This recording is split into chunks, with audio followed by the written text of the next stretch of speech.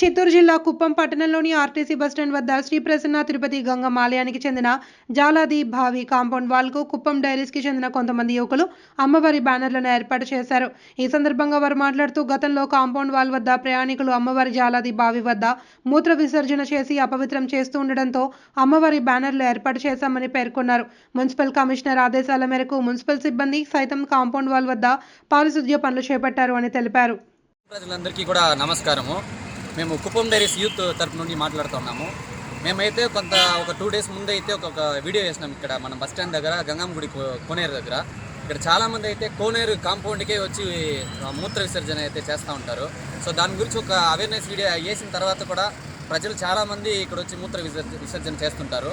So అందుకని ఏం చేసినామంటే ఈరోజు ఒక 125 అడుగులకి బ్యానర్ అయితే ప్రింట్ చేయించి మా సొంత డబ్బులతో ఈరోజు అయితే ఇక్కడ మన కమిషనర్ గారి వారి సహాయంతో ఇక్కడ బ్యానర్ అయితే స్టిక్ చేసినామన్నమాట.